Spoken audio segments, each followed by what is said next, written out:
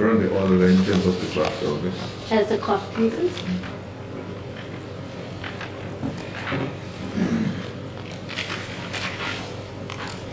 Should we mark this as an exhibit as well? Because it will form part of our proceedings now. My Lord, I don't think it would be an exhibit, as it's simply an order granted. Oh, it's just an order. Yeah. Okay, let's leave it at that. As the court pleases.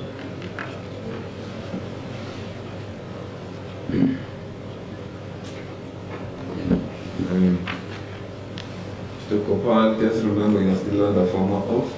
Yes, my lord.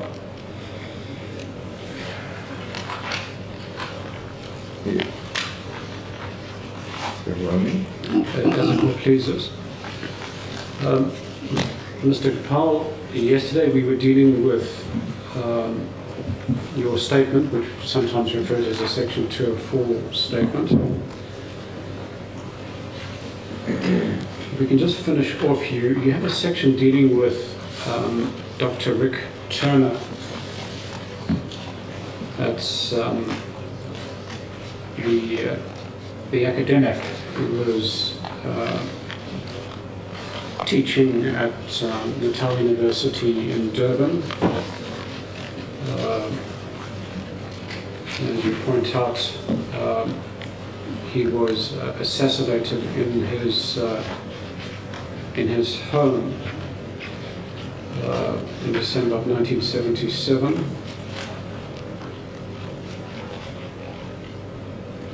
In paragraph 79 of your statement, Lord, that's at page 1755 of the record in volume A. You mentioned that in December 1977 you received instructions from Major Benjamin to keep observations on the premises of Dr. Rick Turner. You were to monitor what time the lights went off in the evening, who visited, what cars came and went, description of those vehicles, colour, make, registration, identify the occupants, what time they arrived, how long they stayed, and how often they visited. Did your observations include having to monitor, from what you could see from the street presumably, movements that might have happened in the garden, movements that might have happened in the home itself, that you could see through the windows? My lord, the observation duty, if I recall correctly, we had a view of the front door, a view of a fan light.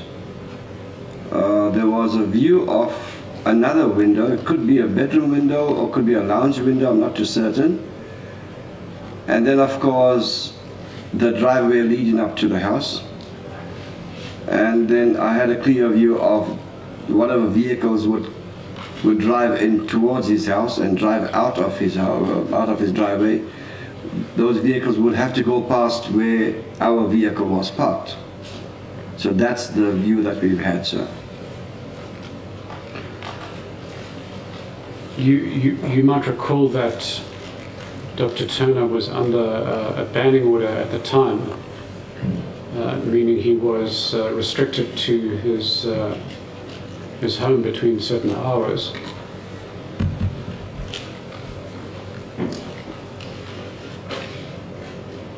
Given the view that you had from the road, you could see at least one set of windows. Would you be making a note perhaps of when lights came on and when lights went off? Do you recall that? Yes, we had to jot down the time at which it switched on, the time at which it switched off.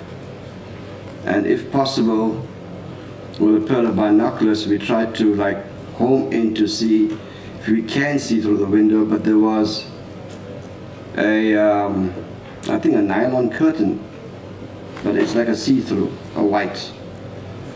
but we couldn't make out who was switching on the lights, who was switching off the lights. Right. But you certainly detected perhaps a pattern of when lights came on and when lights went off, at least in the evening.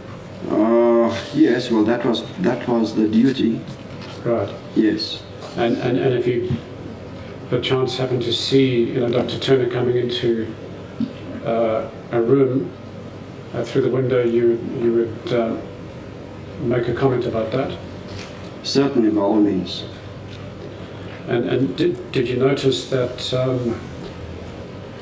he was coming into that room at any certain times during the evening?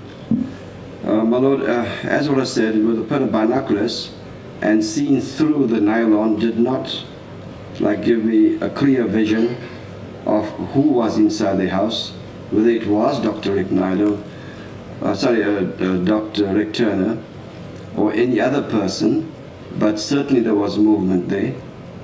And I do know the times, I think the times when the lights switched on and when the lights switched off. Yes.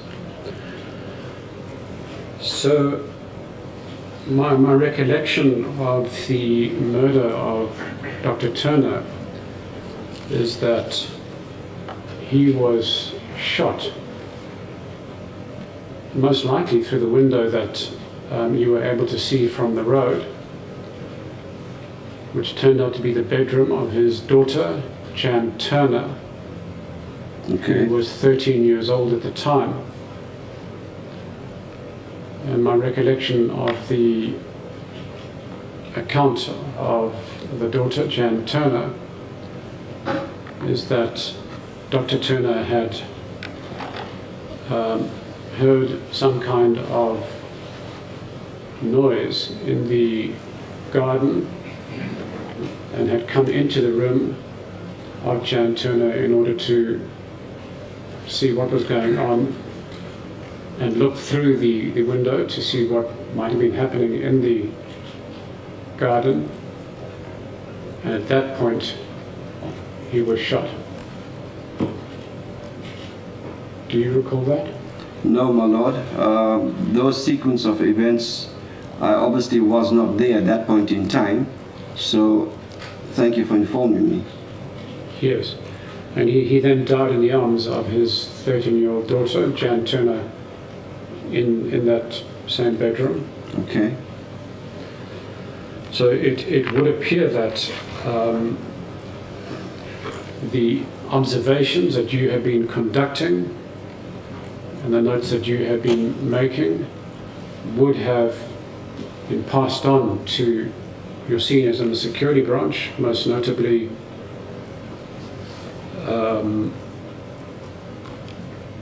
Lieutenant James Taylor. Is that correct? Yes, Captain Jimmy Taylor, yes. The captain at the time.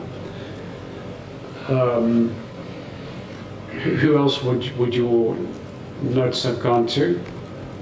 Well, my instructions were to make a note of everything in an investigation diary and put that on Captain Jimmy Taylor's table or hand it to him personally if he's there.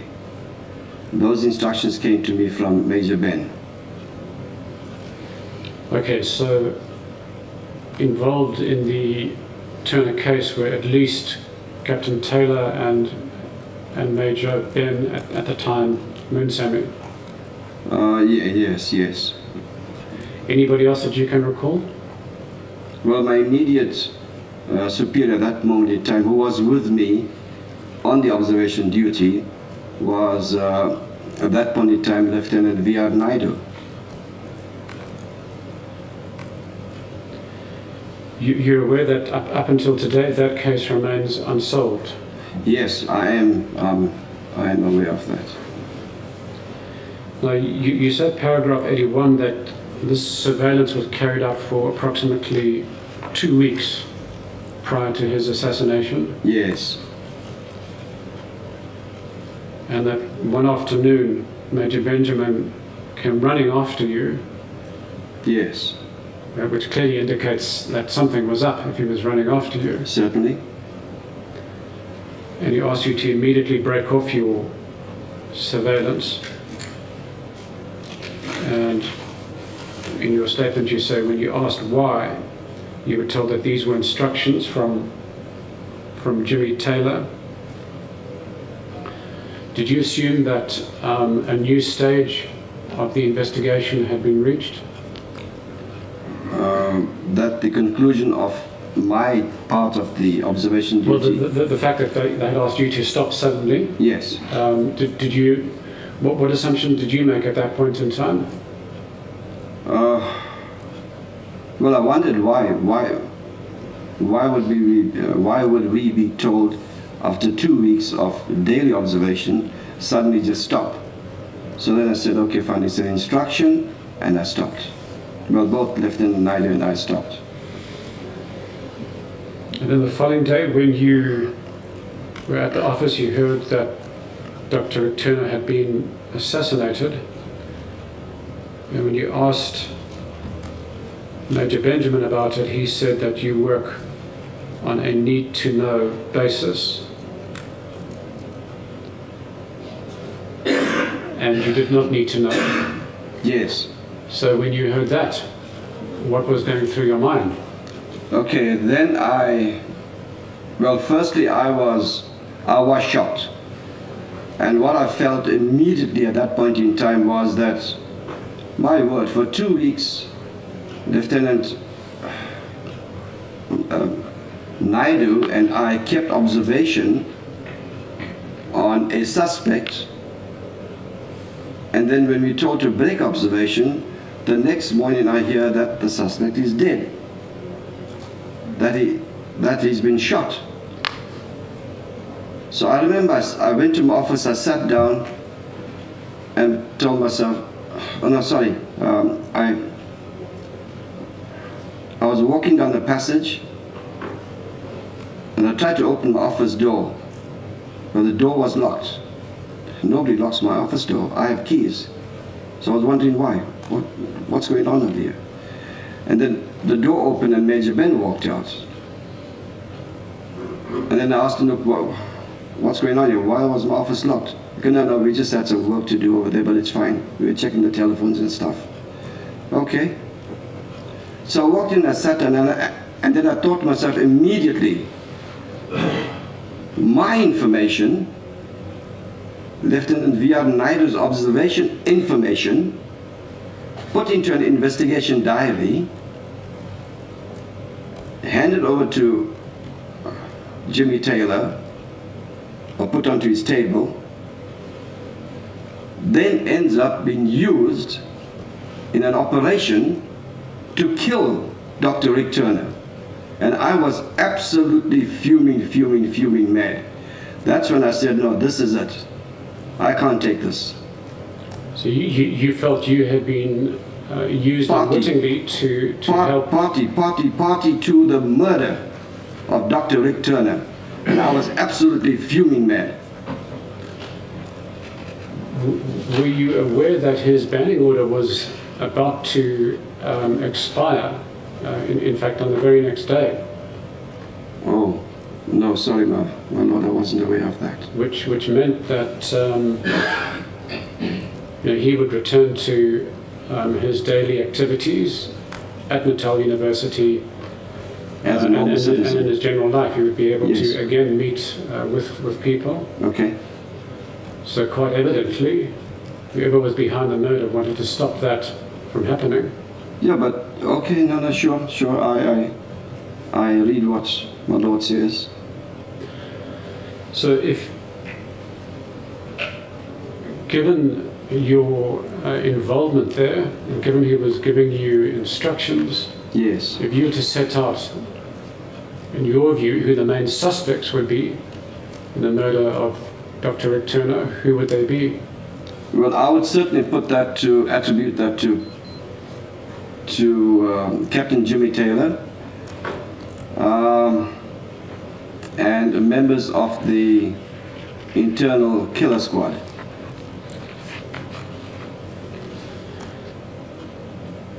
And do you know who those individuals were, or some of them perhaps? Well, the famous Captain Andy Taylor. And I think, okay, so under Captain Andy Taylor, there were few members of the intelligence wing that falls directly under Captain Andy Taylor's command. There was a Nell. I'm trying to recall his first name. There was a Nell. There was Captain Louis Boata. There was Henty Boata. There were two Indian members falling under the intelligence wing, and that was Sergeant Archery and Sergeant Dan Pillay, but those are like subservient, as to say, just to gather intelligence, not to do any killings as such, because that was thoroughly handled by the superiors. I belonged to Captain Van Sittert, well, Lieutenant Raju and I belonged to Captain Van Sittert's unit, and we were co-opted for that specific observation duty by Jimmy Taylor and Major Ben. So we did not fall directly under Captain Andy Taylor, but if one were to look at this overall picture and look where the unit is placed, etc., and then see that Major Ben has his own non-white unit to look after, of which I was a member over there, but then I was taken out. I was put under Captain Van Sittert, Lieutenant Raju and I. And we used to gather intelligence on a whole lot of organizations and people's activities, etc., etc. But a specific task like this would fall directly under the intelligence wing of Captain Andy Taylor, Captain Louis Boata, Captain Henty Boata, yes, that one, Jimmy Taylor. And of course, it's enormously regrettable that, well, am I right in saying that all these individuals have passed on over the years? No. Certainly Jimmy Taylor, Andy Taylor. Yes, Jimmy Taylor, and I think Louis Boata might be alive, I'm not too certain. Henty Boata possibly, because he was rather young. He could still be alive. I think Archie has passed on. Dan Pillay is still alive. Mr. Nell, I'm trying to recall his... Well, we would certainly be greatly appreciative if the members of the DPCR that are present talk to you about the Rick Turner case. When you say DPCI, sorry sir, when you say DPCI? Sorry, the Hawks. Yes. From the police. Yes. So, you know, for example, Captain Mbele. Yes. Who's present here today. Yes. No, I've actually made arrangements with the gentleman from the Hawks who's actually dealing with the Rick Turner and Joseph and Luley investigations to make contact with me.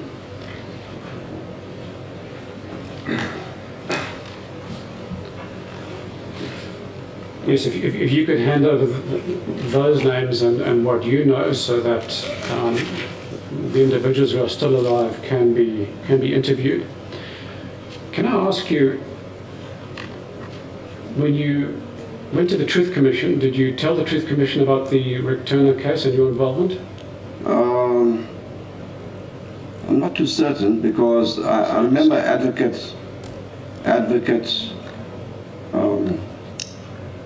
Governor, so he was busy typing, and then he'd look up at me and ask me questions, and then I'd answer, and then he would type and type and type, and then he came to the end there, and then I'd sign off. So if it's not in my TRC affidavit, it will be in my inquest affidavit. So because Advocate Shabnam saying the inquest affidavit is mere a continuance, an extension of my TRC affidavit. And yes, certainly in the affidavit, because I've been quoting from the affidavit. Yes. That's before this inquest that Shabnam Singh was involved in. I'm sure it's in my TRC affidavit. I can't seem to recollect. Joseph Dooley is there. Yes, you applied for amnesty in relation to Haffejee and Joseph Ndluli, Okay. not Rick Turner. Okay. And as far as we can see, you made no mention of it in your TRC affidavit. Okay. Okay. Which is a pity, because at that point in time, Yes. people like Jimmy Taylor and others were alive. Yes. My Lord, might I just say that the format in which both the affidavits were taken, Advocate Governor would ask me a question, he'd type it out. He asked me next question, answer, type it out. Eventually he came to the end and he says, okay, fine, we can sign off now, and that's it. So I answered questions being put to me, which he typed out, and then at the end I had to sign the affidavit. Whereas with Advocate Shabnam Singh, she would physically write everything out. She would handwrite everything out, paragraph per paragraph per paragraph. And at the end of the day, when I leave, she would type all that out in her own time, and then she'd email that to me. And then she'd ask me to go through each and every paragraph and make sure that there's no cart before the horse, and make adjustments, and an advisor, like paragraph 2, please remove word so-and-so and replace word so-and-so. Paragraph 12, All right, stuff like that. We can pause there. But I would ask Captain Mbele to perhaps interview you before you leave court today, and to make sure that he has all the names of the people connected to the Turner matter, including those who are in the killer squad, as you mentioned, and to establish whether those individuals are alive and whether they can assist the police in the murder investigation of Rick Turner. But since you raising Sachi Govender, I can tell you that we reached out to Advocate Sachi Govender, who is currently now based in New Zealand, where he's practicing law, and we asked him for his response to your evidence that he suggested that you apply for amnesty, even though you had committed no crime, and that your application would be rejected, but it was something Yes. that you needed to do. Yes. So, Lord, with the leave of the court, we'd like to hand up the 2 emails that Advocate Govender sent to my learned junior last night. I would like to mark it L19, and please also arrange a copy for the witness. I believe the other parties have been given copies as well.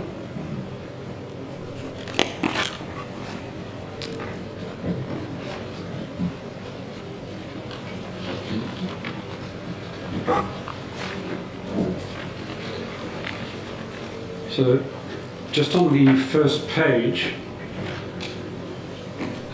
I'll read to you extracts from Advocate Govender's email. I'm not going to read the whole email, but just the relevant extracts. He says, "Dear Mr. Solomon," I'll skip the first paragraph, second paragraph. "I do not have an independent memory of the contents of my conversation with Mohan Gopal. However, I do remember questioning him as TRC head of investigations for KwaZulu-Natal and the Free State. He was very evasive and certainly at the time did not divulge the comprehensive details of his involvement as set out in the statement forwarded as attachment to email under reply. We sent him your 204 affidavit. He then says, I'm certain that I would not have at that stage advised him that he had done nothing and that he was only a witness. if he had divulged the information as contained in his statement to me, then it would be inconsistent with any advice that he had done nothing and that he was only a witness. So what's your response to that, Mr. Gopal? My Lord, I cannot agree with that. Absolutely not. I cannot agree with that, because he told me that there's no need for you to apply for amnesty, but as a means of formality, please make an application, and that it is going to be turned down, but it's nothing for you to worry about. And that's it. And the phones were handed over to Colonel Governor when he came to pick me up. And then if I can just put one final extract to you. He then sent a follow-up email to my junior advocate Suleiman early this morning at 07:1400 hours.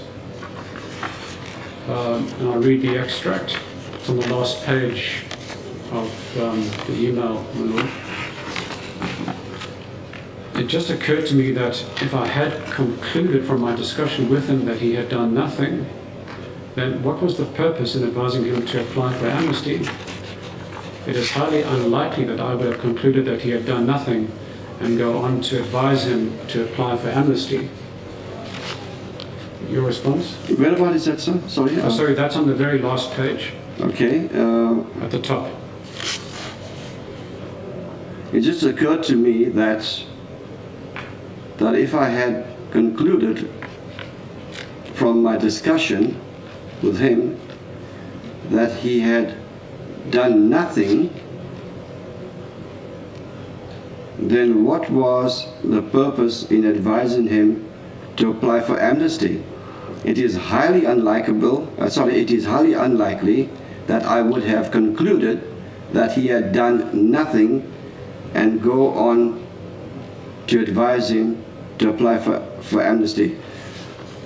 My Lord, I think, with due respect to Advocate such a governor, but I'm sitting there in front of him and I'm telling him everything that took place, what I observed with regards the Haffejee investigation. So here he concludes that I had done nothing. No, he's not making that conclusion. He's simply responding. We also sent him a link to the evidence on this aspect from yesterday, as well as your statement. Yes. And in your statement, we'll find the reference, my junior will find it now. You say in your statement that Advocate Governor said that you had committed no crime,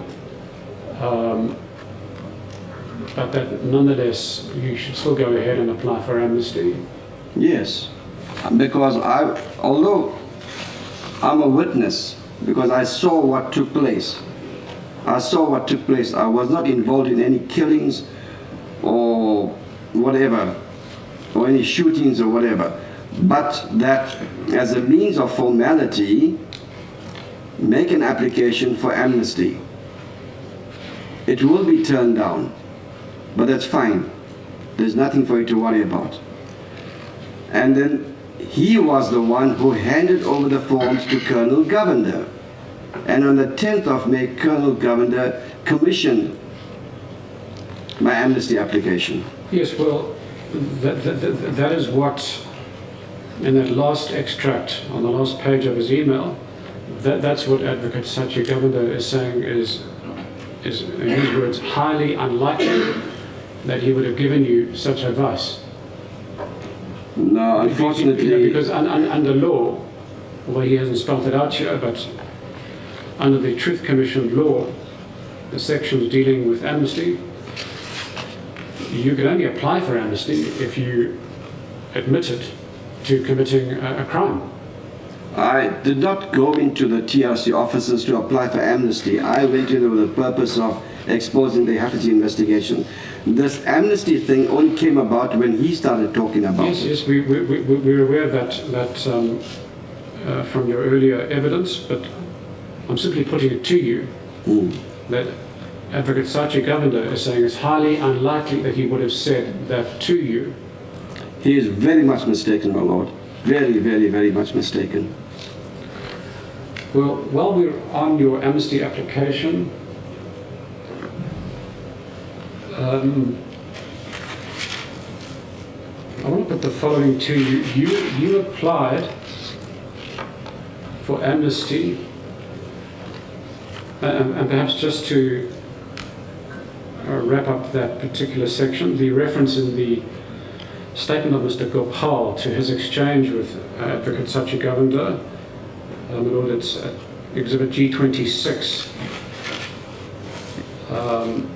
page 1754 at paragraph 76.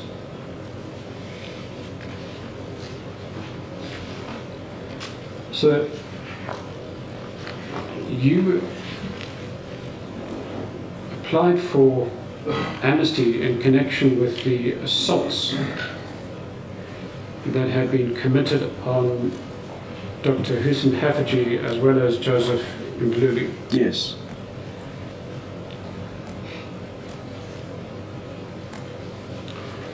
Now, the crimes of assault and assault with intent to do grievous bodily harm, Yes. in terms of the law, the Criminal Procedure Act,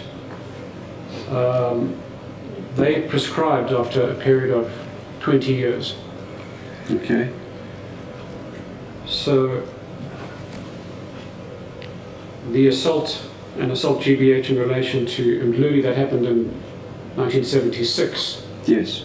So any crime in connection with those assaults would have prescribed in 1996. 76. Okay, 20 years. Okay. And the assaults and assaults GBH in connection with Dr. Hoosen Haffejee, which took place in 1977, they would have prescribed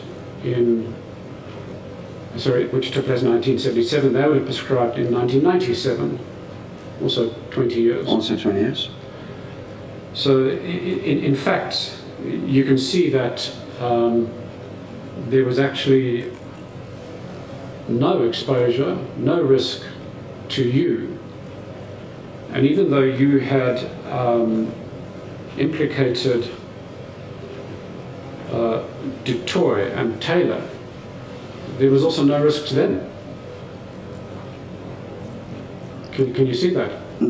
At that point in time, not like the way you explain it now, but at that point in time, that didn't even occur to me. Yes, but you accept that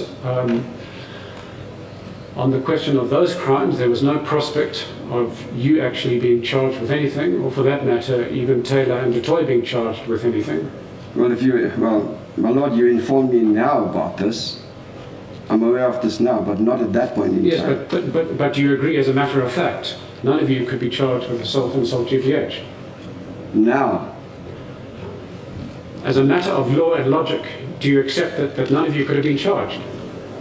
I did not know about the 20-year I'm talking about prescription. now. What I'm putting to you, do you accept that none of you could be criminally charged? That's what I'm saying now. Yes. Yes.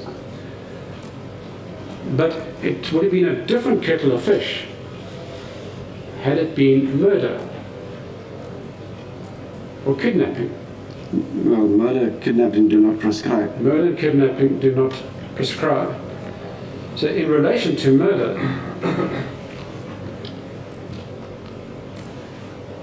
there was a risk. If you had applied for amnesty in connection with the actual death of Dr. Hoosen Haffejee, because murder never prescribes, if you hadn't received amnesty, then you would have been open to a charge of murder. And also your colleagues at the time, Captains Dutoy and Taylor, they would have been open to a murder charge as well. Well, I was not granted amnesty. I know you were not granted amnesty, but I'm just simply putting it to you that if you had applied for murder and disclosed details on the murder, because murder never prescribes, unlike assault, then the risk would have been that you could have been charged with murder as well as Taylor and Dutoy. I understand what you're saying now, yes. Yes. So what I want to put it to you is that was probably the reason why you confined your application just to assault and assault GBH and not murder, because the assault charges had prescribed and there was no risk. There was absolutely no risk to you. No, my lord, that is a lie. That is a lie.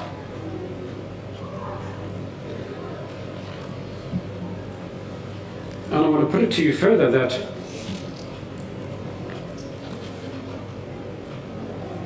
perhaps you took the view that associating yourself with the murder of Dr. Haffejee was a bridge too far. Was there? Sorry? It was a bridge too far. It would be very damaging to your career and reputation. Could you explain that in simpler terms? Yes, Lord? I'm trying to explore with you the reasons why you confined your application to the assaults and not the death. And I think we've reached a consensus that Dr. Haffejee didn't commit suicide, he was killed in detention. That's what I believe. That's what you believe. Yes. And of course, killing, murder, is a particularly serious offence. Absolutely. And any association with that will have a hugely negative impact on your life, your career, your reputation. Certainly. Yes. So I'm putting that as another reason why your application did not deal with the death of Dr. Haffejee. No, my lord, no, that is a lie.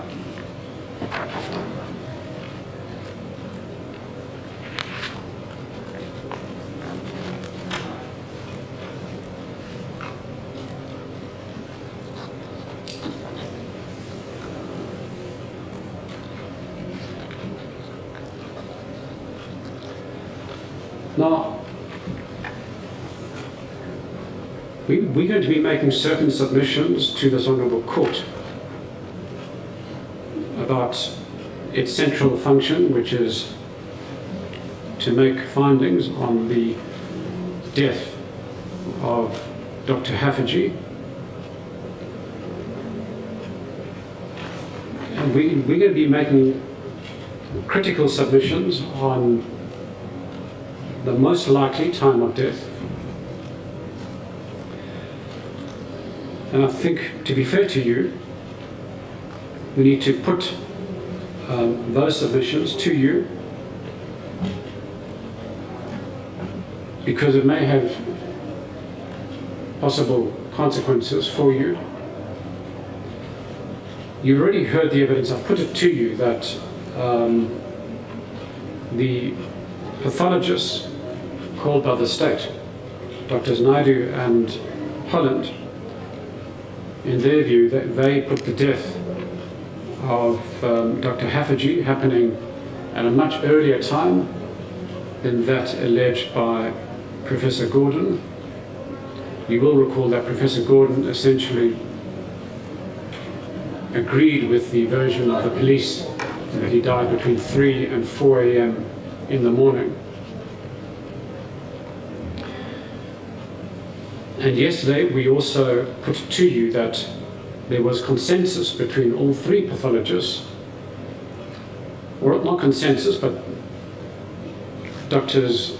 Holland and Naidu did not challenge the age of the injuries, which you will recall from the histology report attached to the post-mortem report was between 4 and 12 hours before death. Now, we've done an exercise in which we have looked closely at your evidence as to when the assaults took place and when the likely injuries were sustained by Dr. Haffejee, to try and align those, to align your version of the events of that day with the estimates provided by these three experts. Now, if we start with Professor Gordon, As you recall, he says Dr. Haffejee died between 3 and 4 a.m. in the morning, and if we do the subtraction of 12 hours, so the outer limit, the earliest time that the injuries could have taken place, if it was 4 a.m., then the earliest injuries would only have been 4 p.m. in the afternoon. If it was 3:30 a.m. when the death took place, then the earliest injuries could only have taken place at 3:30 p.m. in the afternoon. And I think we can dismiss the opinion of Professor Gordon, because on your version there were very serious assaults that had taken place in the morning, at least by mid-morning, and then after lunch your evidence was that the assaults intensified. And we also know that by midday, on your version, Dr. Haffejee was in such pain that he was doubled over and couldn't even put his own pants on. So I think we can accept that some very serious injuries were inflicted, at least mid-morning through to lunch, and then after lunch into the afternoon.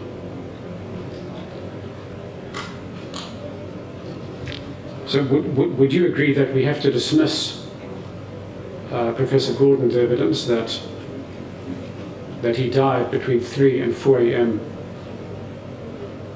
on that morning of 3rd August? My Lord, scientific evidence is from pathologists. I'm not a pathologist. I cannot say that that must be dismissed. I cannot comment on that. All right, yes. well, we will be submitting to the court that they cannot accept the report and evidence of Professor Gordon that death occurred between 3 and 4 a.m. in the morning, because on your version, the assaults commenced in the morning, and by mid-morning they were pretty serious assaults. Sure. And if we also accept, as I think we must, that the histology report is essentially correct, then Professor Gordon's claim of death in the early hours of the morning of the 3rd cannot be accepted, because then the earliest injuries only took place around 4 p.m. that afternoon. So I think we have to dismiss the evidence of Professor Gordon. Then turning to the expert opinions of Drs. Holland and Naidu, they both concur that on the basis of the assessment of fully developed rigor mortis, that death had occurred between 6 and 12 hours of that determination by Professor Gordon at 7 a.m. that morning, or 6:59 as recorded in his report. And according to Holland, the mean would have been approximately 8 hours, working back from that time. Now, according to their views, and I should add that they did their reports separately, they didn't confer with each other, they didn't see each other's reports when they prepared them.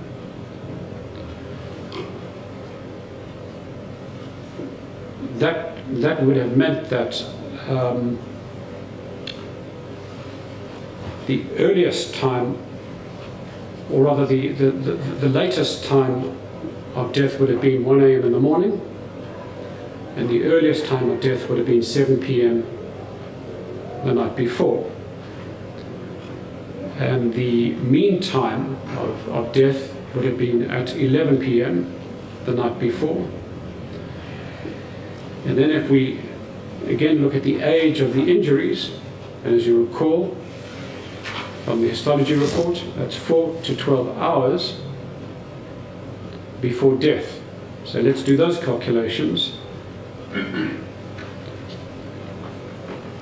if the death occurred at 7 p.m. in the evening, and we subtract 12 hours, that takes us to 7 a.m.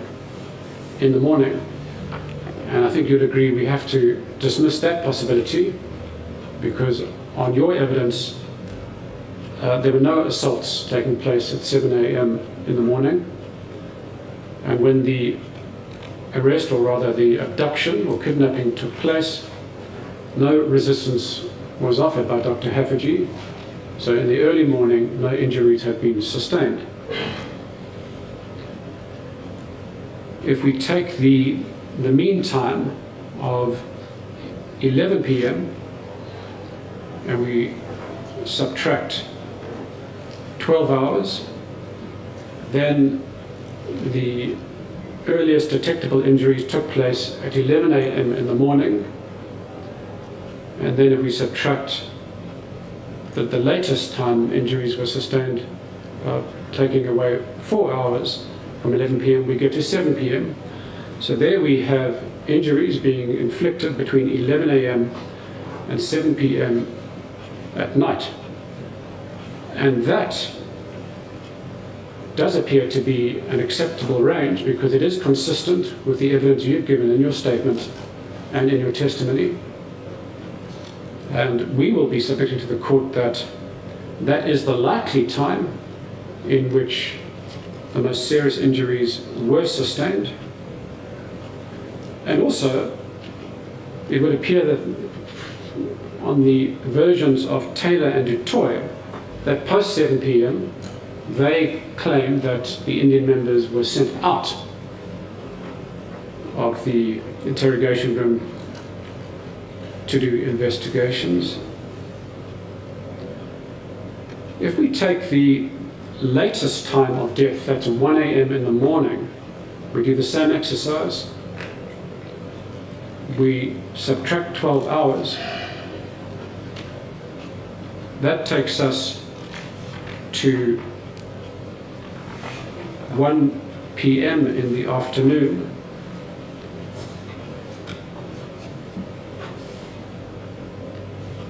And I think you would agree that the earliest time of the infliction of injuries only taking place at 1 p.m. in the afternoon. We have to dismiss that possibility, because on your version, he started to receive serious assaults at least from mid-morning. And by midday, when Colonel Kutsia came and instructed him to get dressed, he was already doubled over in pain. So the infliction of those injuries took place well before 1 p.m., which means he couldn't have died at 1 a.m. in the morning. We have to dismiss that possibility as well.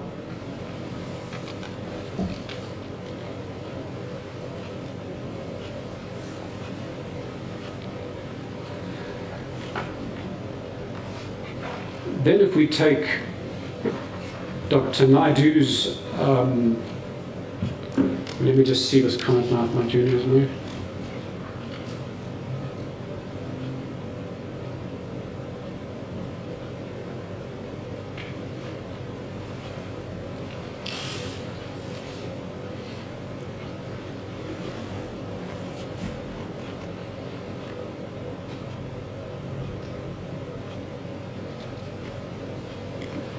If we take Dr. Naidu's report, where he considers the time of death on the basis of the temperature measurements,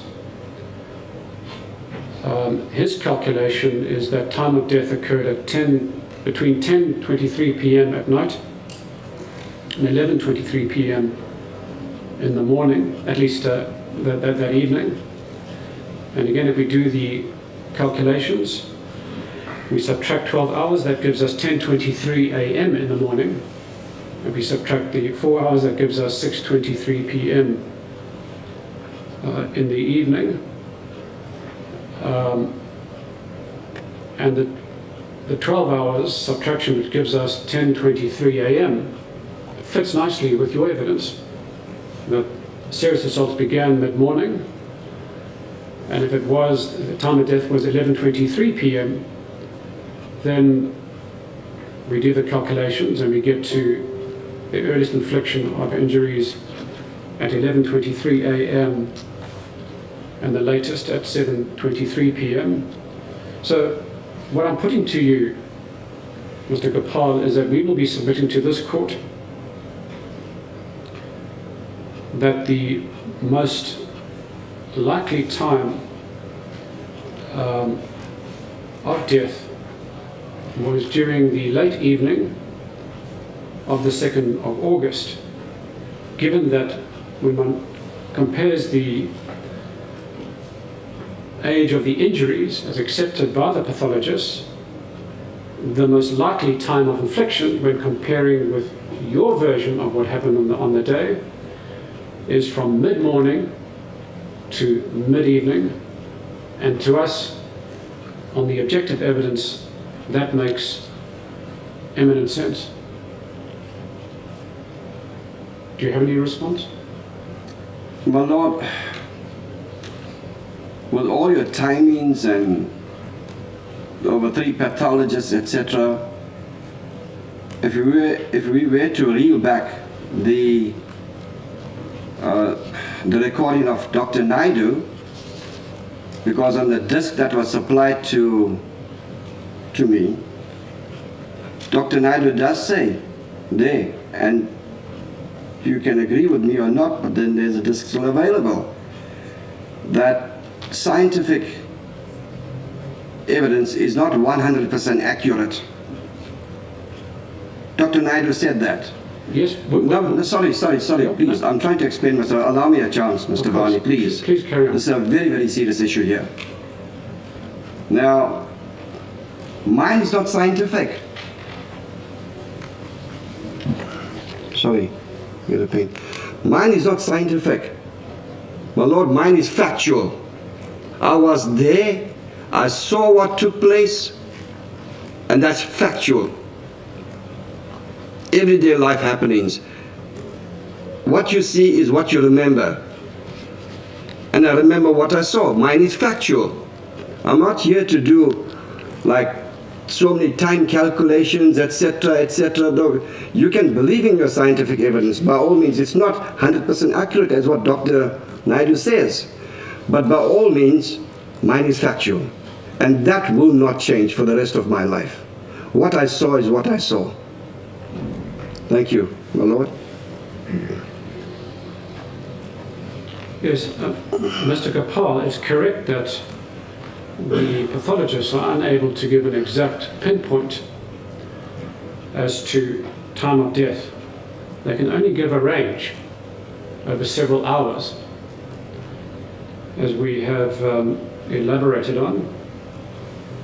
But what we're saying is that within that range, there is a very high probability that the death took place in the late evening of the 2nd of August, and that the injuries were inflicted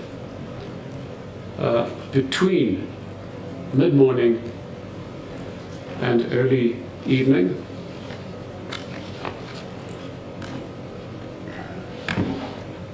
Now, to finish off, I want to put to you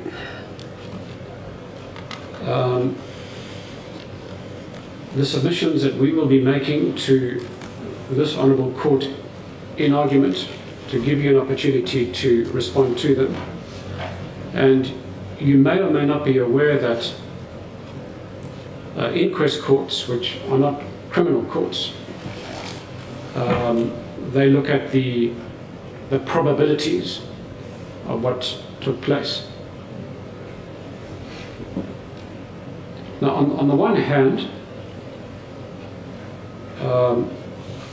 we accept that there's much of your evidence which has been very useful for this court.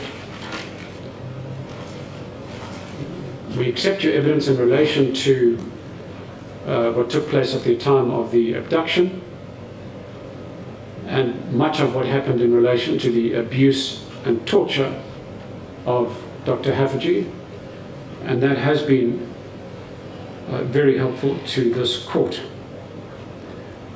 But we do take the view that you haven't disclosed everything within your knowledge. And for that reason, we want to put the improbabilities that have arisen from your evidence on a range of matters. And the first improbability I want to put to you, which we will be submitting to this court,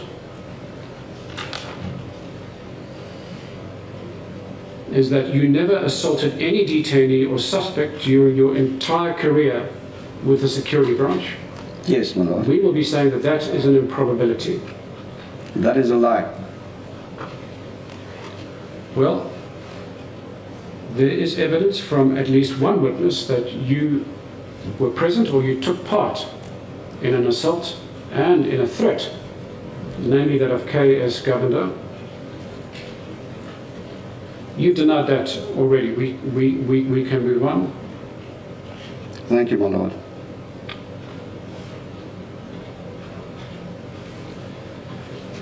We will also say it's highly improbable that you applied for amnesty from the Truth and Reconciliation Commission for witnessing assaults of Haffejee and Mluli,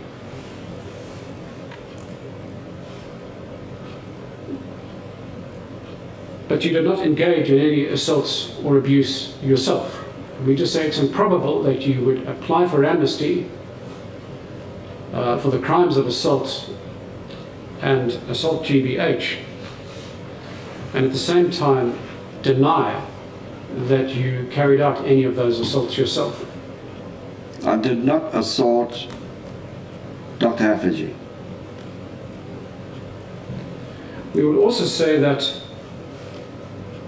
it's improbable, your denial is improbable when you allege that no instruments or electric shock treatment were used on Haffejee during his torture.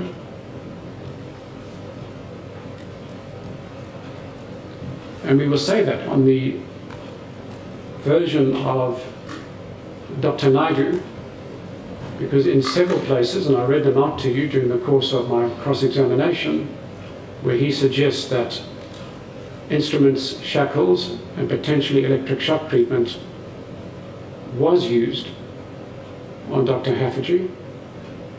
Not during my presence, my lord. We will also say that it's highly improbable that you were not involved in the interrogation of Joseph Mluli, but you just popped into the interrogation room to see what was going on and stood there for 3 minutes. That's true, my lord. We will say that that is improbable and that evidence must be No, rejected. my lord, that is a lie.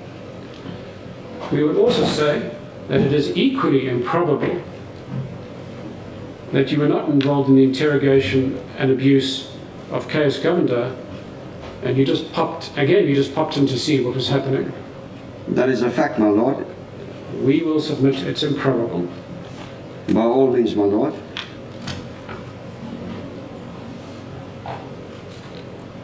We would also say that it's highly improbable that the security branch knew that Haffejee was supposedly teaching others how to make chemical bombs for a period of some 4 months.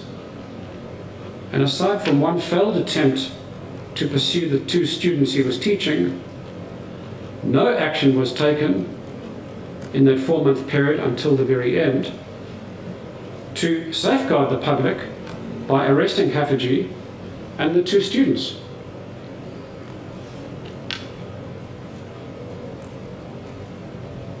That's your submission. I'm saying that the evidence that you have supplied in that regard is improbable. My lord, that is factual because that's what took place. My lord, I can only tell you what I know. I can't pull things out from the air and put it here before the court. I can't speak a lie. What took place is what took place. Yes, we will be submitting that that evidence doesn't make any sense whatsoever, And we will be submitting further that the claim that the branch was in possession of such incriminating evidence against Dr. Haffejee is open to serious doubt. My Lord, Mr. Varney, I have a lot of respect for you, sir, but you may go ahead and make your submissions as you wish. You have a legal right to do We so. certainly will be. Please do so. Now, But mine is factual, and I've said what I said. Did you mention, or rather, did you make the concession under cross-examination that you did take part in the interrogation, you did put... I put questions to Dr. Haffejee. And this wasn't confined to the one question over lunchtime? So you were part and parcel of the interrogation team? Over that lunch break, I put questions to Dr. Haffejee. Yes, but outside of the lunch period? Outside of the lunch, no, outside of the lunch, before lunch and after lunch, the three of them questioned. During the lunch break, I asked him. And therefore I'm saying, if you want to put me as being part of the interrogation team, I will not say no to that. But are you saying that aside from the question you put to him at lunch, Yes. you put no other questions to him? Absolutely not, my Lord. Well, we will be saying that that is improbable evidence, given the fact that you were the person who listened to most of the conversations, and you probably knew more about Dr. Haffejee than the others. We will be submitting that you were part and parcel of that interrogation, and you were not just putting questions just over lunchtime. Now, I'd say that that is a lie, reason being that Captain Pierre Detoy had Dr. Haffejee's file with him, and everybody's investigation was filed in there. So it's not that I've got the best knowledge of everything.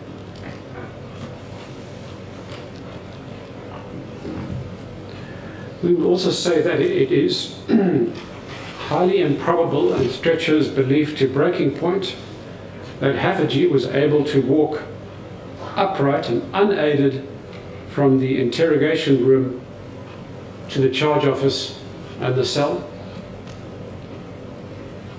My Lord, I've already informed the court that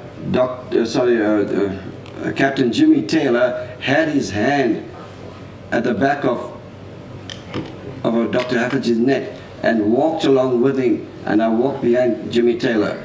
But that is a fact. That's what I saw, and that's what I'm telling this court. I'm not basing my arguments upon technical observations and technical information. I'm not a pathologist. I'm not in that category.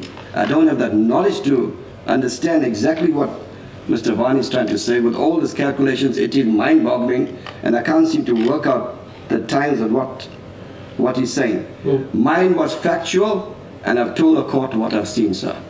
Well, we will be submitting that on the basis of the objective forensic evidence, he wasn't walking, he was being carried. That is a lie. That is an absolute lie. We will also be submitting to this Honourable Court that on the probabilities, you did ask Hoosen Haffejee for payment or compensation That in is a lie. exchange for information. That is a lie. Mr. Gopal, are you willing to express any remorse for the role that you played in relation to the abuse that was meted out to Dr. Haffejee? Well, certainly, my Lord, because I've been carrying this for like 44 years. I'm in the twilight of my years, and what I've seen, like, is what I've explained. It's been a grotesque feature of a horrible nightmare. The pain and suffering that the Haffejee family have been through all these years, it's much more than mine, although mine is very graphic. But, my Lord, I must say that I certainly feel very, very, very sorry for the Haffejee family. There could have been justice that would have been that could have been meted out at the right point in time, but unfortunately, my Lord, and I say this with the utmost respect, that unqualified person put into a qualified position, not having the knowledge on how to do investigations, etc., etc., submit the right information at the right point in time in writing, in a docket, registered to the NPA, and send it to the NPA, take it to the NPA, let the NPA investigate that, because the suspects were alive, my lord, at one point in time. Unfortunately, that was not done. I, for myself, I focused on the TRC to expose the Haffejee investigation, because nobody in South Africa, former security branch members who knew about this, would come to the TRC. And the only reason why the people knew about this and they want to come forward, one reason: they're scared. They are scared, my lord. They are scared. That's why. I was not scared. Therefore, I told Colonel Governor, make arrangements. Let's go and see Advocate Governor. And he did that. And he did take me there. So, Mr. Gopal, Mr. Vani? my lord, I'm going to put the final question, and okay. perhaps we can then adjourn for the tea break. Right. The late Hoosen Haffejee, when he gave the interview to Christian de Vos from the UDW Documentation Center, he made reference to his interview with you. And Hoosen Haffejee described you as shifty, and he felt that you hadn't told him anything new and you were holding things back.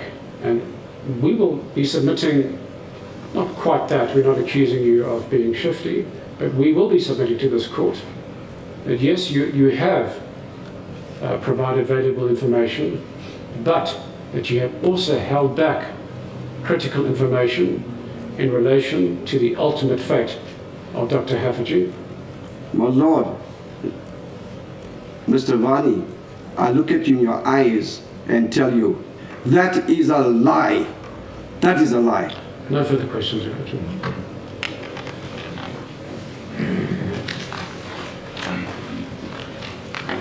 Should we, Ms. Kashar, should we take a short break before you re-examine the witness? Yes, my lord, we can take a break. Consider it 12 o'clock. Court is adjourned. All right.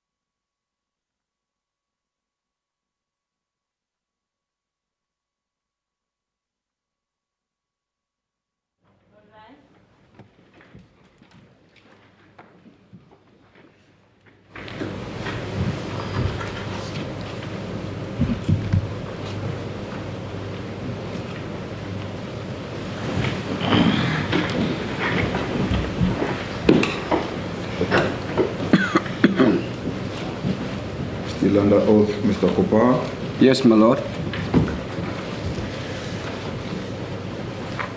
Yes, Ms. Keshaf. Thank you, my lord. Mr. Gopal, I just have a few questions for you. Okay?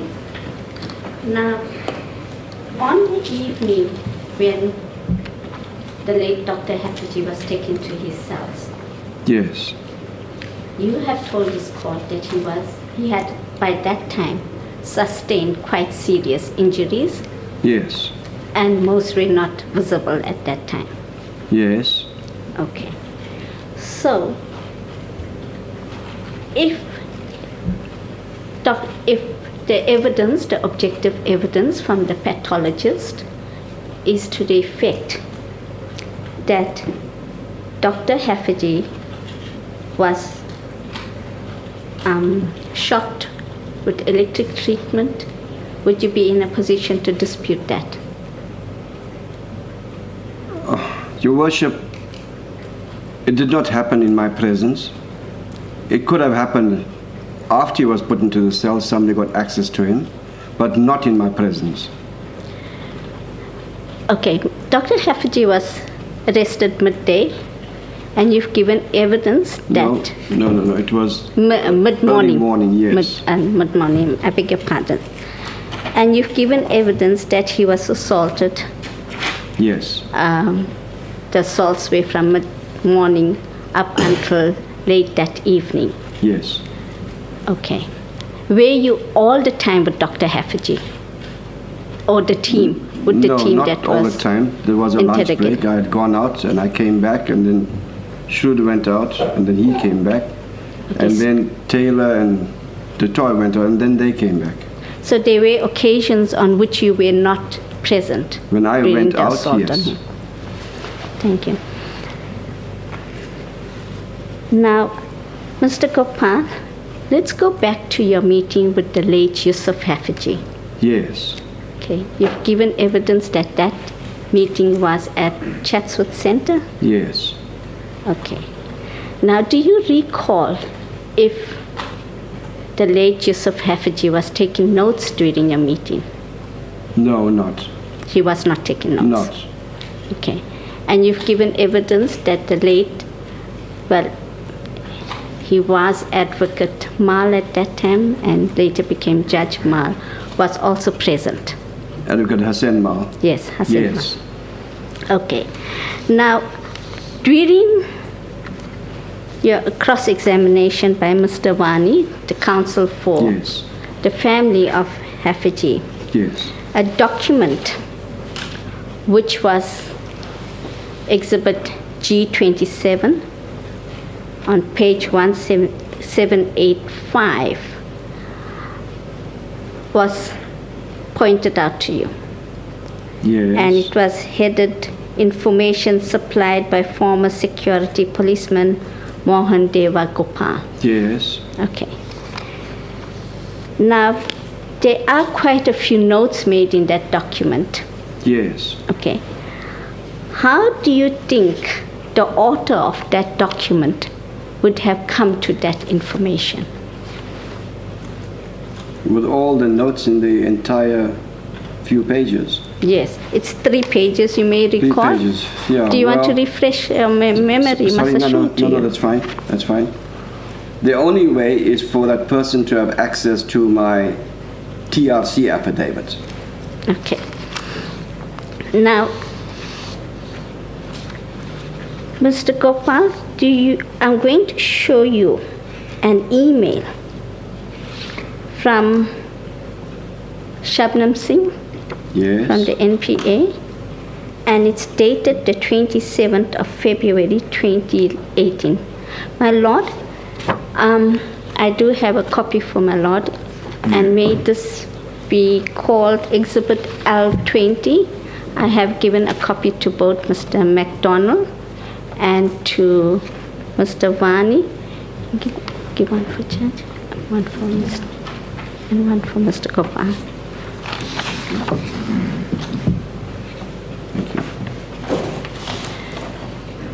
Now look at that email.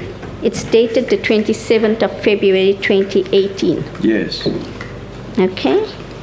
And I think about the third paragraph in that email, it Yes. starts with Dear Counsel, I trust you are well. The third paragraph in that email, it says, I have also enclosed a copy of an affidavit we found amongst Yusuf's possession. Yes. Okay, so I presume that reference is to the late Yusuf Haffejee. Yes. Please canvass a response from us, Mr. Gopal. I also enclose here with a copy of his application for amnesty. We have confirmed that this is the only information they have in respect of Mr. Gopal. Yes. So, from your understanding and from your knowledge of this email, what affidavit is Shabnam Singh referring to? It's an email that's been addressed to your attorney at that time, Shah Singh. What affidavit was that? She was referring to my TRC affidavit. Okay. And that, from reading this email, that affidavit would have been in the possession of the late Yusuf Haffejee. Yes. Now going back to G27, in particular the last page, you may recall that Mr. Vani put to you that, in fact, he read a paragraph in G27 in terms of which he read that on several occasions Mohan made it clear that he was doing me a favor and putting food on your table. And then he goes on to say that he had told me about the assault interrogation, the source of information, how they entered the flat, and how they copied the documents. And then he was going to appear at the TRC accompanied by his lawyer who was from Johannesburg. This could last up to 3 days and meant expenses like travel, hotel, and fees. And I inquired whether I was prepared to bear this cost. I immediately made it clear that I was in no position to finance anything. Now, Mr. Gopal, it's been put to you by counsel representing the Haffejee family that you had asked for remuneration from the late Yusuf Haffejee or the family of the Haffejee. What did you say to that? I did not ask him for any monies at all. Did you receive any sort of remuneration, money, or anything from any of the Haffejees? No favors, no monies, nothing at all from the late Mr. Yusuf Haffejee. Did you receive any assistance from anybody to come to court or of a financial nature from anybody in this Nobody entire at all. proceedings? I did this from my own accord. Okay.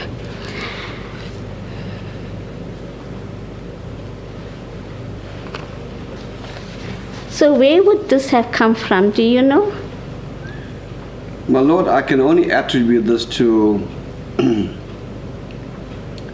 the security branch members do not share a good name amongst the public, even former security branch policemen. The mere fact that Yusuf Hafejee's brother had died in security police detention, and now I'm over there explaining myself to him about this, he has this general hatred for me. And understandably, who will not hate security policemen if they experience what he experienced, where his brother had died? So the only way that I can see that he's come out with a story like this is to take me and throw me below the bus, make an accusation. But the sad part, my Lord, is that he came there with Advocate Hoosen Mal, and Advocate Hoosen Mal was already the leader or the chairperson of the Amnesty committee. Now, my Lord, surely a person of that stature, if I make like a crime, if I commit a crime in his presence, like bribery, or forcibly trying to take money, or forcing a person to give me money, like extortion, or attempted extortion, or attempted bribery, surely the judge would have charged me, would have reported me to the TRC, would have made an affidavit, register a case against me, have me subpoenaed, or have me arrested, have me prosecuted. He is an advocate, a chairperson of the Amnesty Committee. And this allegation has been made, it's an unfounded allegation where there is no even statement submitted to the TRC. He could have, late Mr. Hoosen Haffejee, I have a lot of respect for him, he could have submitted a statement to the TRC about these allegations. The judge could have submitted to the TRC about these allegations, but there's nothing. There's nothing, my lord. This is out of pure hatred for me. Okay. Now, Mr. Gopal, it was also put to you an affidavit by Dr. K.V. Mudley, and it was referred to Exhibit L15. And that affidavit, Dr. Mudley says that he had a conversation with the late Hoosen Haffejee in the middle of 1997. And in that conversation, the late Hoosen Haffejee mentioned that in return for information, you wanted payment between 5,000 and 10,000. That's a lie. That's a lie, my lord. That was in the middle of 1997. Okay. Okay. When did you go to the TRC? On the 18th of April, So that was 1997. So you had already been to the TRC Yes. prior to this happening? Yes. Okay. And then there was another affidavit which has come quite late also in the proceedings, which was marked L18 by Kamdasen Subramani Governor. Yes. And in that affidavit, he says that he accompanied you to Chatsworth, a meeting with you had a meeting at Chatsworth with you and Haffejee in the car park. Did such a meeting occur? No such meeting took place, my lord. Unfortunately, he doesn't put any dates or times to that.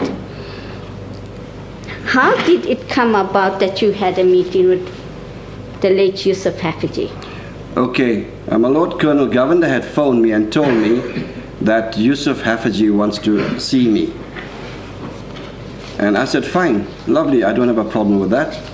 So please make the arrangements for the date and time of the venue and come back to me, which he did. He called me back and said, okay, certain date, Chatsworth Center, at the car park, and you'll meet him. He's coming in a certain vehicle. I can't recall the vehicle or the color of the vehicle.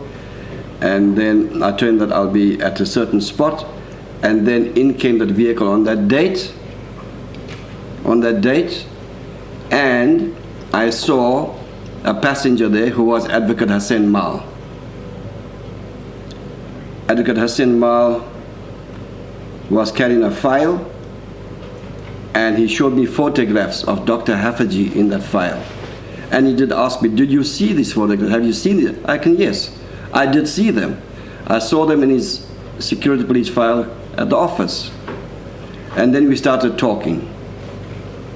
And then I explained to Hoosen Haffejee and to Advocate Mal, this is what transpired, etc., and so on. And the meeting went on very well. We all shook hands and we left, but there was no exchanges of any money. They gave me no money, I gave them no money. I never asked for money, nothing in exchange.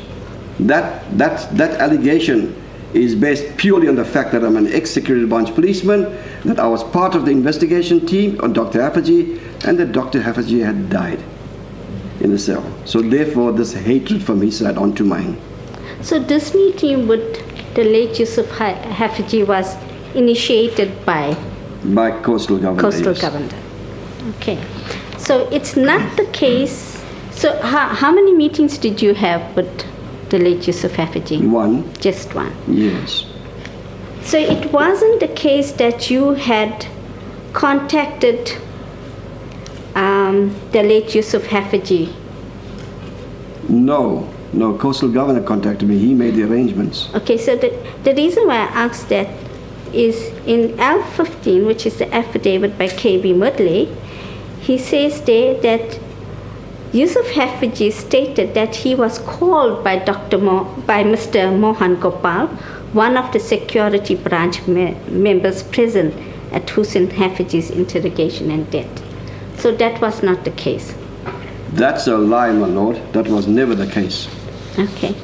Now let's just move on from that evidence. When you started the security branch, Yes. or with the police services, Yes. okay, did you at any time foresee that you as a police officer Yes. would be involved in kidnapping any individual? Never at all. Never at all. I never ever visualized that. I had no intention, nothing at all. Never at all. Okay. And when, on the morning that Dr. Haffejee was arrested, Yes. did you foresee that instead of arresting him, it would be a kidnapping, as you put it before the court? Kidnapping, arresting was what was explained to the team. Not kidnapping, but the manner in which this entire thing panned out. It was kidnapping. So your initial instruction was to arrest Yes. Dr. Haffejee. And when you witnessed these assaults on Yes. Dr. Haffejee, and Yes. you've told the court that they were fairly severe assaults Yes. on Dr. Haffejee, did the possibility ever enter your mind that Dr. Haffejee would die from these assaults or in any other manner? No. No.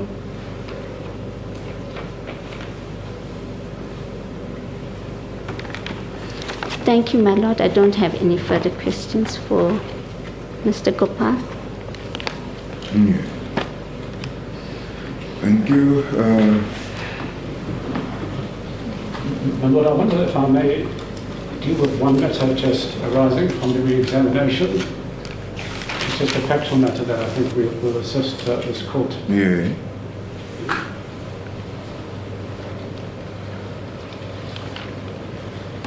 My Lord, we wondered about the evidence of Mr. Gopal suggesting that Advocate Hassan Mall attended that meeting in Chatsworth. And Mr. Gopal confirms in the evidence now that this is the Hassan Mall who in fact was a judge at the time, as well as a member of the Amnesty Committee.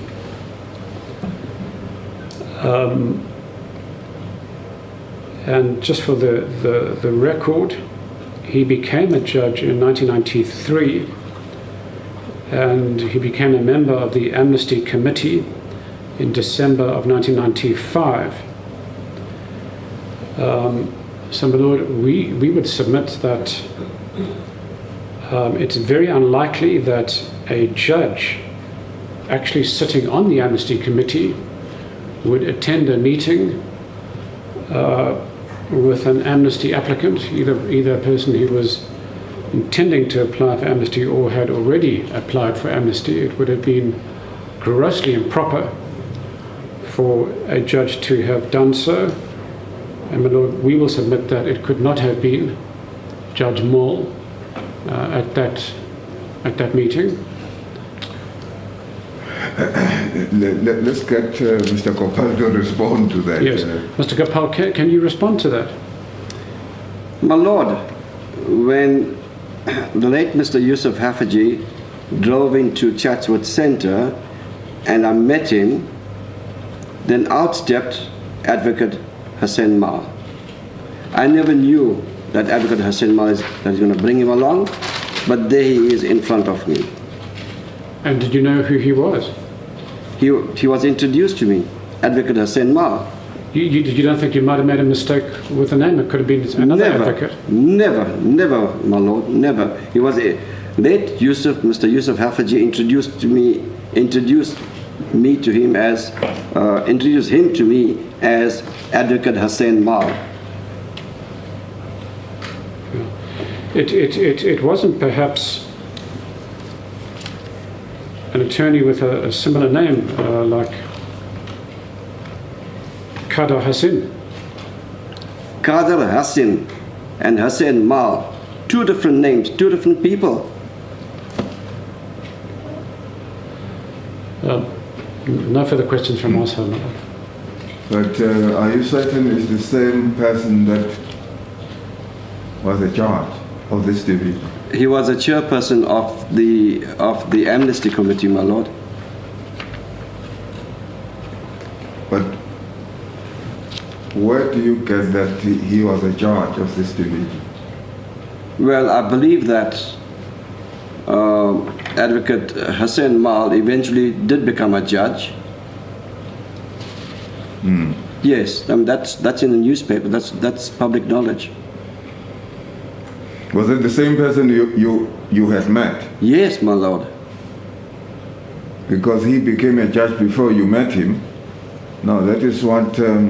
That's fine. That's fine. That might be the case. But Mr. Hoosen Haffejee had introduced him to me as Advocate Hoosen Mal. It was in 1997. That was in 1997. I know he passed on. I'm not sure when. Yes, my lord, he passed on, I believe, in the year 2000. Oh, okay. But we are fairly certain that he had become a judge already in 1993. And by the end of 1995, he was sitting on the Amnesty Committee. So that's the same person? It's the same person. Well, we're not saying, we're casting doubt as to whether a judge serving on the Amnesty Committee would have such a meeting. But he certainly was a judge and on the Amnesty Committee by 1997. Okay. Well, I suppose you can only submit your arguments as to whether I should accept that or not. Indeed. All right. Mr. MacDonald, you didn't have anything else to clarify? No, thank you. Okay. Thank you, Mr. Gopal. You are finished. You may stand down. Thank you, my lord. My lord, before I step down, may I please address the court? Yeah. My lord, to the Haffejee family out there could have been justice meted out at the right point in time. Unfortunately, circumstances were such, not to my doing, but unfortunately circumstances were such that when an amalgamation took place between the African National Congress's Department of Intelligence and Security and the South African Police Security Branch, when they shook hands, in stepped people, unqualified. The person just wakes up one morning, suddenly he's a major, he steps in with no training how to take down a statement, etc., and take this matter up because the suspects were alive. Besides Major Bobby Velman and Lieutenant Raju, they had passed on. Had he been trained, had he known what to do, he would have done it. But in his evidence he said he left it up to the NPA. It was put to him, and he said yes. What can the NPA do? What can the NPA do? Don't blame the NPA. NPA will only act upon what's submitted. Thank you very much, my lord. Thank you. You may stand down. Yes. Before Mr. Wani calls his next witness, my lord, I beg leave, and Mr. Kopak, you can step down, to make application, I beg leave of your my Lord, to give me leave to make an application to address you with regard to the various exhibits that were presented to Mr. Gopal by Mr. Vani during his cross-examinations and their admissibility. You can submit that in your final argument that you will be submitting. My only concern is that, my Lord, it's not the intention of Mr. Gopal or me to delay these proceedings and the finalization of these proceedings, but some of the exhibits, in particular G27, were in the possession of the state, of counsel representing the family of the deceased, and we know for the fact that Dr. K.V. Mudley gave evidence. And although these exhibits were in the possession of both the state and counsel representing the family of the deceased, these exhibits were never put to them in the examination in chief. My Lord, for these exhibits to be admissible, they have to meet certain criteria. And Mr. Gopal or me or I have not been given the opportunity to challenge these witnesses, especially Dr. D.V. Mudley, with regard to this evidence. We have an affidavit which was submitted to us on the 11th hour, on L15, my Lord. It's just an affidavit. Whether it meets the requirements of Rule 63 of the High Court rules with respect to authentication, etc., are issues that need to be canvassed.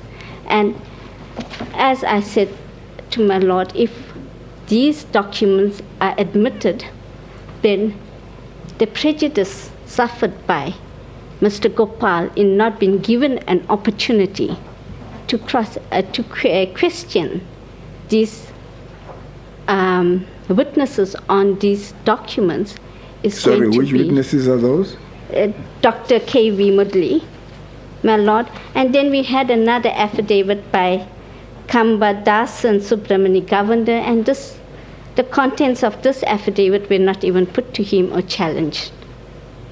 So these are two offending documents, and in particular with relation to G27 and the evidence contained therein. Well, you can submit your written arguments pertaining.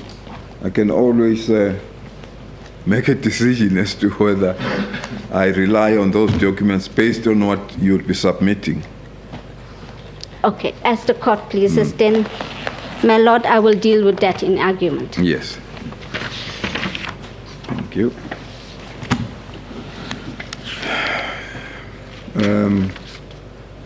Mr. Vani, you said... My Lord, I assume that you don't require any... Well, I don't know if you... At least you know now that some argument will be Yes, made. of course, and counsel for Mr. Gopal is more than entitled to make submissions and argument for your consideration. That's But right. any attempt to derail these proceedings at the last unfortunately we moment can't go is, back there. my Lord, just an astonishing abuse of this court's proceedings. Yes. And we're grateful that you have not countenanced that. Yes.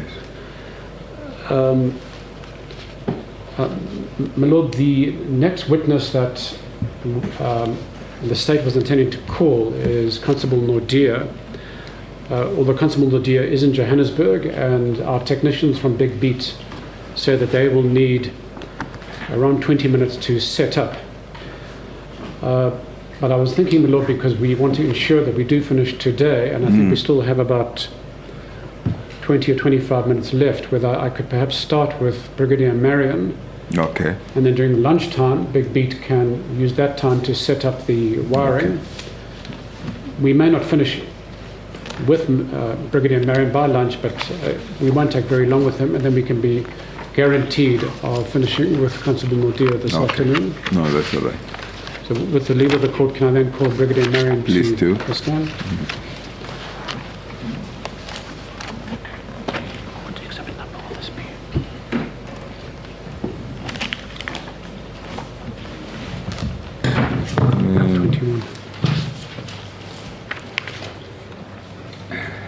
Please state your full names. Good day, my Lord. My name is Christopher Reginald Clifford Marion. Christopher. Reginald Clifford Marion. Which is the original here. Mr. Marion, do you have any objection to take the prescribed oath? No, my Lord. Do you swear that the evidence you shall give shall be the truth, the whole truth, and nothing but the truth? Say so help me God. Shall my Lord. Thank you. Yes, Mr. Vani. Just give time. My Lord, we would like to hand up a statement that Brigadier Marion has made. Yeah. My Lord, we'd like to mark it Exhibit L21. Yes. And with the leave of the court, we'd like to Yes. hand it up.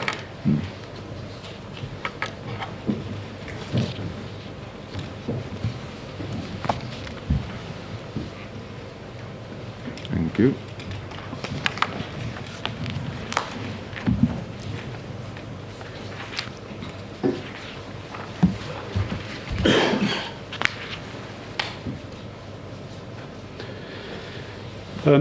Brigadier Marion, just to confirm, the statement that we've just handed up, and you have a copy before you, which in fact you signed and attested this morning. Do you confirm that this is your statement? That's correct, my Lord.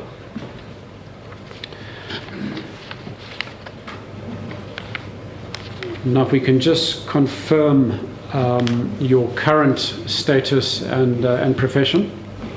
My Lord, I'm a professional investigator contracted to the Foundation for Human Rights, assisting in the atrocities of the past, crimes of murder, deaths in detention, as well as disappearances by the apartheid-era security police. And Brigadier Marion, am I correct in saying that you are an experienced detective, having served in the South African Police and the South African Police Service for more than 40 years? That's correct, my Lord. Can you perhaps give us some highlights of your career in the South African Police and South African Police Service? Thank you, my Lord. My Lord, I joined the police in 1977 and graduated at the Wentworth Police College in 1980. During the course of that year, I became a qualified detective. And I graduated as a police officer, which means a commissioned officer, in 1985. From 1985 to 1981, I was instructed to investigate and put together cases of political violence in the KwaZulu-Natal Midlands, in particular in Mbali, Eatondale, and the surrounding areas, my Lord. In 1994, following the publication of the Goldstone Commission on State-Sponsored Violence, I was appointed to serve on the Special Investigation Team, then headed by Advocate Diola Vida of the Witwatersrand, or then the Transvaal Provincial Division. In 1994, my Lord, I was appointed by the then Minister of Safety and Security to second in command of the investigation task unit that investigated hit squads in KwaZulu-Natal. In 1999, I was recalled from Gauteng to set up the Investigative Directorate Organized Crime in KwaZulu-Natal to investigate the Richmond violence in surrounding areas, including the KwaMakuta massacre, the Ndabazita massacre, and the killing of Sapiso and Gabinda. Later that year, my Lord, I was requested to set up the Scorpions in the country, and was later appointed as the Chief Investigating Officer and the Regional Head of Investigations in KZN. Unfortunately, in 2009, the Scorpions were disbanded, and I was transferred back to the South African Police as a brigadier. I thereafter was appointed Provincial Head of Detectives that managed all detectives in KwaZulu-Natal from 2011 until my retirement on the 31st of May 2017, my Lord. In 2017, earlier in 2017, the KZN Premier at that time, Mr. Willison Kunu, asked me to head the investigations into the Morani Commission of Inquiry into the root causes of political killings in KwaZulu-Natal in a period stemming from 2011 to 2017, which we concluded in 2018 after investigating 350 counts of political killings in KZN, my lord. So Brigadier Marion, in your 40 years worth of service in the police and in the former DSO, the Scorpions, if I were to ask you to guess, how many murder cases have you dealt with over all these years? My lord, thousands of murder cases in those 40 years, my lord. Both as investigating officer and as a manager of investigations. And would a good chunk of those thousands of murder cases could be described as political cases? A majority of them, my lord, as from 1985 to the end of my career in 2017. And can you describe to the court your experience in dealing with the elite unit of the erstwhile South African Police, the security branch? My lord, there were huge difficulties starting in the middle 80s, in particular in this division, when there were state-sponsored violence in KZN, in particular Etondale, where the security branch were sponsoring violence in order to dispose of opponents of apartheid. And during that year, I exposed covers up and found out that 24 firearms that were bought by the security branch had been issued to warlords in the Midlands. And two of those 24 firearms were ballistically linked in numerous murders, and one of them being the family of Jabu Ndlovu, the activist, after which Loop Street is named, and her husband and her child. An investigation was conducted, my lord, and that in respect of the firearms, and numerous counts of murder at the time. We charged numerous of the warlords, appeared in this court, and unfortunately they had died during the course of the trial, and one was murdered in front of Kentucky in Church Street. My lord, the issues of the security branch were quite monumental at the time, not only in respect of this matter, but many other matters that culminated into covers up by the security branch. So would I be correct in saying, Brigadier Marion, that over this time, particularly during the course of the 1980s, as you say, from the mid-80s through to the 1990s, you became quite familiar with the mode of operations of the security branch and their propensity to cover up crimes in which they were involved? That's correct, my lord.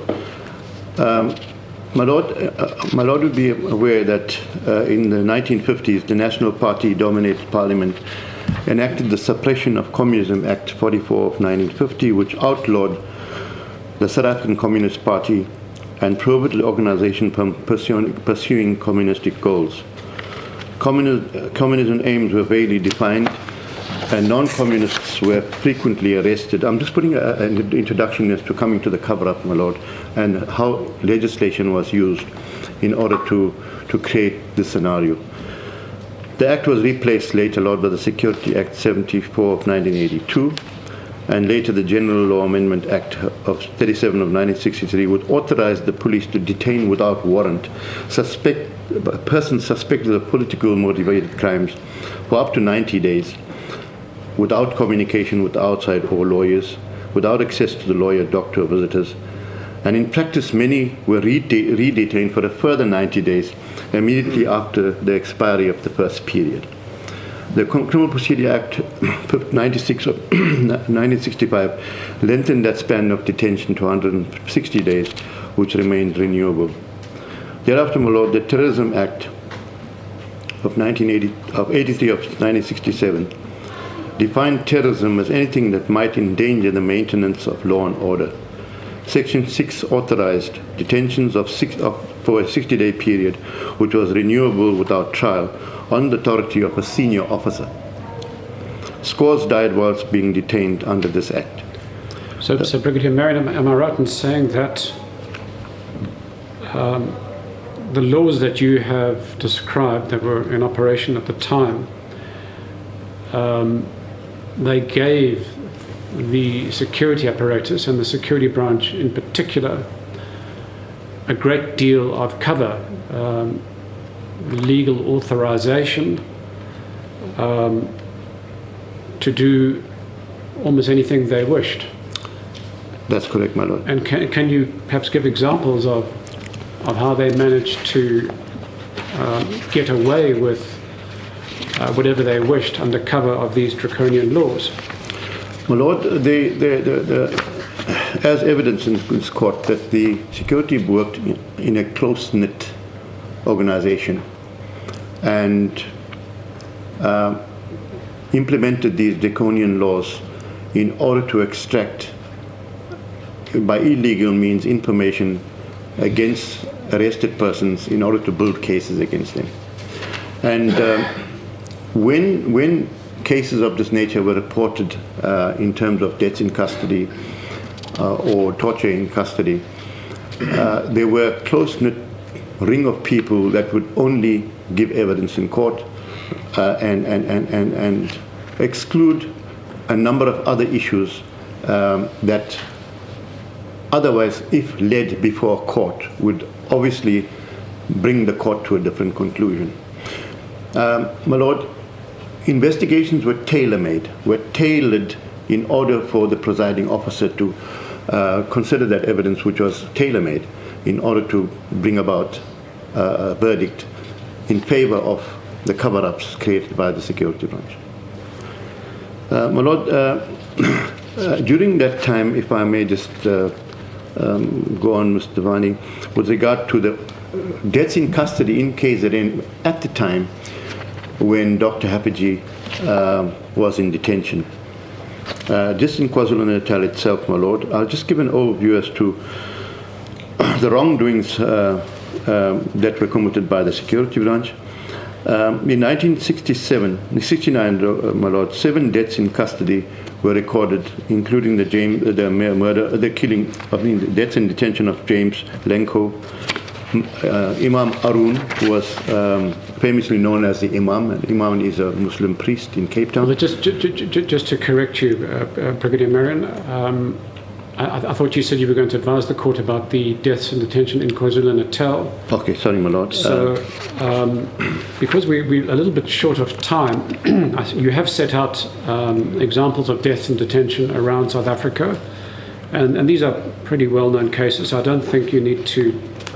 We need to traverse them. They're there for the record in your affidavit, and of course in the pages of history.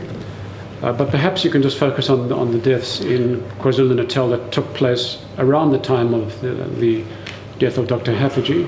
Thank you, my lord. At the time, my lord, at the division of the security branch in Durban, Colonel Steenkamp was in charge, as mentioned in court. At the time of the detention of Dr. Haffejee, Joseph Mdluli died in custody on the 19th of March 1976 at the Fisher Street branch of the security branch. He was reported to have had a scuffle with the security branch members, fell against a chair and hitting his head and chest against the door. On the 22nd of February 1977, Mr. Samuel Malinga died in the Edenvale Hospital, and his death was recorded as a heart attack after 2 days in detention.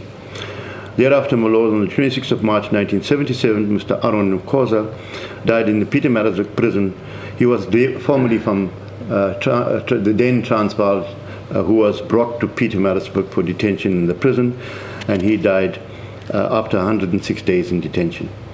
Then, my lord, obviously, Mr. Dr. Haffejee, who was arrested on the 2nd of August 1977, died in detention on the 3rd of August 1977.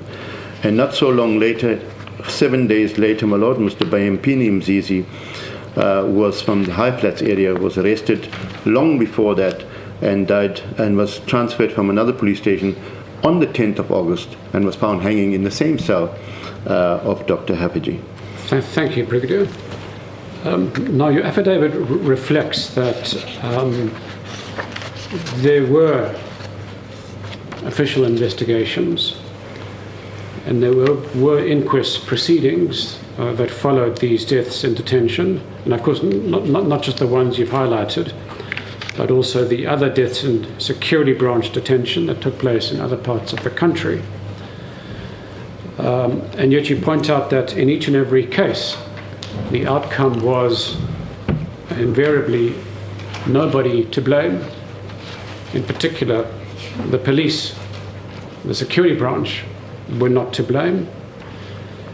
Can you perhaps advise this Honourable Court how it was that the truth could never emerge in those proceedings? What stopped the truth from coming out at that time? Lord, deception at judicial proceedings by the security branch. And I will explain as to how it happened. It emerged during TRC inquiries that the police routinely employed deception at judicial proceedings. And according to evidence presented under oath, police acted under the instructions of the superiors, presenting false testimony at court hearings and inquests. And one of the such cases, my Lord, was evidence that was given at the death of Mr. Stanza Bopape and Mr. Steve Biko. Just to elaborate a little bit more, my Lord, Mr. Bopape was tortured to death at John Foster Square, and the police made it look as if he had escaped from custody.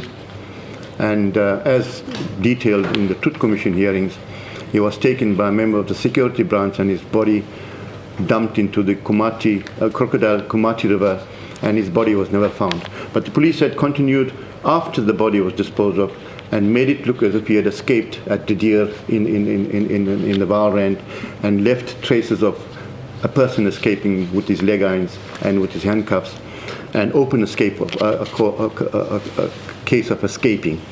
They had gone later, my Lord, and obviously revealed the truth. And one of the applicants in that case of Bopape is in fact one of the subjects in this matter, Ludovic du Toit. He applied for amnesty in the cover-up of Mr. Stanza Bopape's murder during the time. And then deception was employed at criminal trials as well, my Lord, and commissions of inquiry such as the Harams Commission. The Truth Commission received evidence of deliberate falsification and other destruction of evidence and a widespread deliberate cover-up of investigation, including hiding persons accused of killing SNDF members. And this is all based on the Truth Commission's finding of Volume 5, Chapter 6, finding and conclusions at page 221 of the Truth Commission report, my Lord. And the TRC also concluded that collusion had taken place between the police and prosecutors who collaborated with police to undermine the cases of victims and their families. That's also a finding of the Truth Commission. But Lord, as I said at that time, the investigations were engineered for a outcome that counsel, as mentioned, to secure a finding of no one to blame. No one's responsible for the death of the deceased.